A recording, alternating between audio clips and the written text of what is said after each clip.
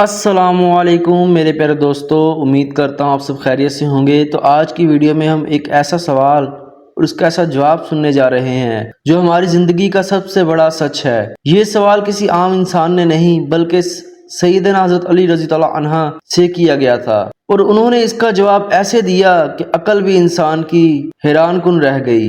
سوال یہ تھا، یا علی، قبر میں انسان کو کیسا لگتا ہے؟ اب آپ ذرا تصور کریں کہ ہم سب کو ایک دن قبر میں اترنا ہے۔ یہی قبر ہماری پہلی منزل ہے، یہی قبر جنت کا باغ بنے گی اور یہی قبر جہنم کا گڑھ بھی بنے گی۔ تو آئے میرے پیارے دوستو، اس واقعے کو ہم تفصیل سے جانتے ہیں۔ ایک مرتبہ حضرت علی رضی اللہ عنہ مسجد میں بیٹھے ہوئے تھے، لوگ مختلف سوالات کر رہے تھے اور حضرت علی رضی اللہ عنہ نہایت حکمت کے ساتھ ان کا جواب دے رہے تھے۔ اتنے میں ایک شخص کھڑا ہوا اور بولا، یا علی، مجھے یہ بتائیں کہ انسان جب مر جاتا ہے تو قبر میں اترتا ہے تو اس پر کیا گزرتی ہے؟ یہ سوال سن کر وہاں کے لوگ خاموش رہ گئے، سب کے دل کانپنے لگے، کیونکہ قبر کی حقیقت سے کوئی بھی انکار نہیں کر سکتا۔ لیکن حقیقت یہ ہے کہ ہم سب قبر کو بھول جاتے ہیں۔ پھر حضرت علی رضی اللہ عنہ نے گہری سانس لی اور فرمایا، اے لوگو، قبر کی حقیقت کو دنیا کی تین چیزیں سب سے بہتر سمجھاتی ہیں: نیند، خواب اور بے ہوشی۔ تو لوگوں نے وہاں جو بیٹھے ہوئے تھے انہوں نے پوچھا، اے شیر خدا، نیند، خواب اور بے ہوشی یہ کیسے؟ تو حضرت علی رضی اللہ عنہ نے سب سے پہلے نیند کے بارے میں بتایا۔ حضرت علی رضی اللہ عنہ نے فرمایا، جب انسان سوتا ہے تو وہ بے بس ہو جاتا ہے، نہ وہ اپنی حفاظت کر سکتا ہے، نہ اپنے ارد گرد کے حالات پر قابو رکھ سکتا ہے۔ اگر اس کے قریب کوئی سانپ بھی آ جائے تو وہ حرکت بھی نہیں کر پاتا، اور اسی طرح اگر کوئی اس پر حملہ بھی کر دے تو اسے روک بھی نہیں سکتا۔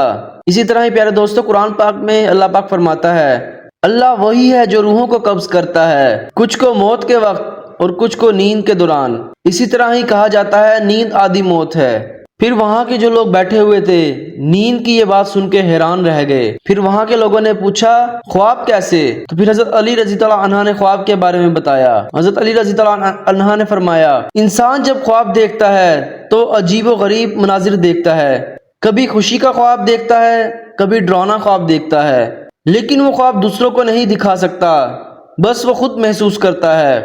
اسی طرح ہی قبر کی حالت بھی ایسی ہی ہوگی۔ قبر میں انسان خوشی اور عذاب دونوں محسوس کرے گا، لیکن باہر کا کوئی شخص بھی یہ دیکھ نہیں پائے گا۔ اسی طرح ہی حدیث شریف میں آتا ہے، رسول اللہ صلی اللہ علیہ وسلم نے فرمایا، قبر یا تو جنت کے باغوں میں سے ایک باغ ہے یا جہنم کے گڑھوں میں سے ایک گڑھ ہے۔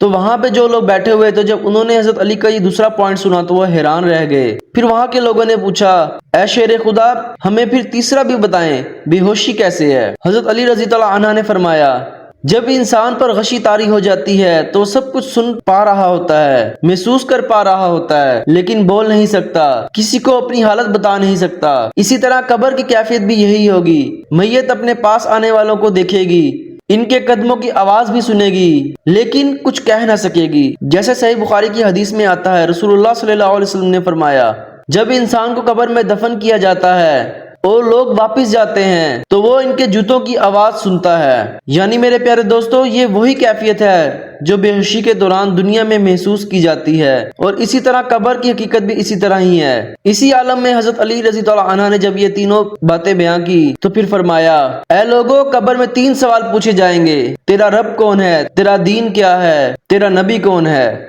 جو ان سوالوں کے صحیح جواب دے گا اس کی قبر کو وسیع کر دیا جائے گا اور جنت کی کھڑکیاں اس پر کھول دی جائیں گی، لیکن جو اس کا جواب نہیں دے سکے گا اس کی قبر تنگ کر دی جائے گی اور جہنم کی کھڑکیاں اس پر کھول دی جائیں گی۔ اسی طرح ہی صحیح بخاری کی حدیث میں آتا ہے، رسول اللہ صلی اللہ علیہ وسلم نے فرمایا، اگر تم وہ سن لیتے جو میں سنتا ہوں اور وہ دیکھ لیتے جو میں دیکھتا ہوں تو تم ہنستے کم اور روتے زیادہ۔ تو میرے پیارے دوستو، قبر کی تیاری ایمان، نیک اعمال سے ہوتی ہے۔ دنیا کی دولت، شہرت، رشتہ دار، یہ سب کچھ ختم ہو جائے گا۔ قبر میں صرف ہمارا ایمان، ہمارا قرآن اور ہمارے نیک اعمال ہمارے ساتھ ہوں گے۔ یاد رکھیں، نماز قبر کی روشنی ہے، قرآن قبر کا ساتھی ہے، اللہ کا ذکر قبر کا سکون ہے، نیک اعمال ہی قبر کو جنت بناتے ہیں، اور برے اعمال قبر کو جہنم بنا دیتے ہیں۔ تو میرے پیارے دوستو، حضرت علی رضی اللہ عنہ کے اس جواب سے ہمیں یہ سبق ملتا ہے کہ قبر کوئی عام کہانی نہیں بلکہ حقیقت ہے۔ یہ دنیا فانی ہے اور اصل زندگی تو قبر سے شروع ہوتی ہے۔ اللہ تعالی ہمیں قبر کی سختیوں سے بچائے اور ہماری قبروں کو جنت کا باغ بنائے، آمین یا رب العالمین۔